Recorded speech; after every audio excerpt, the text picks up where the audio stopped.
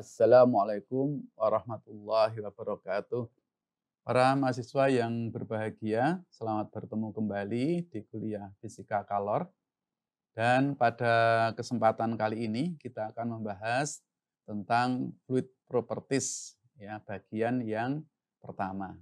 Nah, pada bagian yang pertama ini nanti akan kita diskusikan mengenai densitas, kemudian tekanan penguapan, dan kompresibilitas.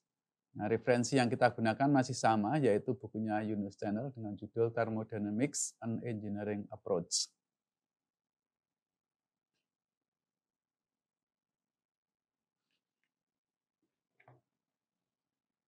Semua besaran yang merupakan karakteristik dari suatu sistem itu disebut properties. Properties untuk fluida antara lain adalah tekanan, temperatur, volume, massa jenis, viskositas, konduktivitas termal, kemudian modulus elastisitas, tegangan permukaan, dan juga tegangan penguapan.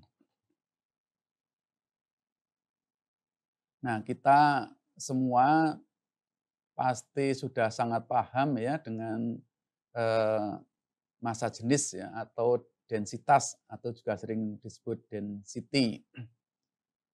Ya, densitas atau massa jenis adalah massa per satuan volume. Nah, sedangkan kalau berat jenis atau spesifik weight itu adalah berat per satuan volume. Jadi ada hubungan antara berat jenis dengan massa jenis, yaitu berat jenis sama dengan massa jenis dikalikan dengan gravitasi. Nah, sekarang kalau specific gravity itu apa? Specific gravity adalah perbandingan antara massa jenis suatu zat atau suatu fluida gitu ya dengan massa jenis air. Ya. Nah, besarnya specific gravity dari beberapa zat dapat kita lihat pada gambar di sebelah kanan atau di samping ini ya. Terlihat bahwa specific gravity dari air adalah 1. Itu yang harus kita pahami. Nah, berikutnya densitas dari suatu gas ideal. Gas ideal itu adalah gas yang memenuhi persamaan ini, PV sama dengan RT. Dengan P adalah tekanan absolut, kemudian V-nya itu adalah volume jenis, dan T-nya adalah temperatur absolut. Rho itu densitas, dan R adalah konstanta gas. Nah, konstanta gas untuk setiap gas itu berbeda-beda. Nah, ini dapat dihitung dengan persamaan R sama dengan RU dibagi dengan M, di mana RU itu adalah universal gas constant atau konstanta gas universal yang nilainya kalau di dalam sistem satuan SI ada 8,314 kJ per mol Kelvin. Gitu ya. Kemudian M-nya adalah massa mol yang juga sering disebut dengan berat molekul dari gas itu. Berikutnya kita diskusikan tentang tekanan penguapan dan kavitasi. Temperatur dan tekanan itu adalah dua properties yang saling berpasangan untuk zat murni selama proses perubahan fase. Tekanan saturasi atau saturation pressure atau notasinya P-sat adalah tekanan di mana suatu zat murni itu berubah fase pada temperatur tertentu. Nah, tekanan penguapan atau vapor pressure yang dinotasikan dengan PV dari suatu zat murni adalah tekanan yang ditimbulkan oleh uap pada kesetimbangan fase dengan cairannya pada temperatur tertentu.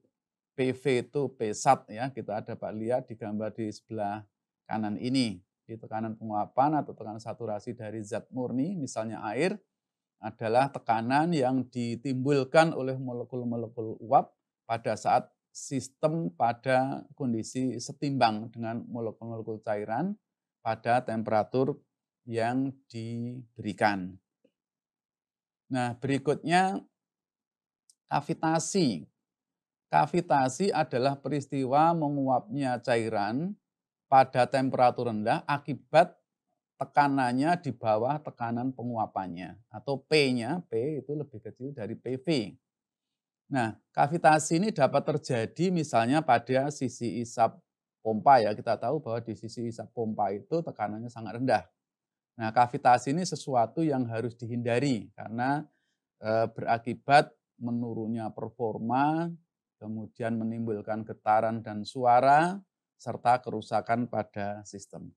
Nah, gambar di bawah ini menunjukkan contoh dampak buruk dari kavitasi yang berlangsung dalam waktu yang lama.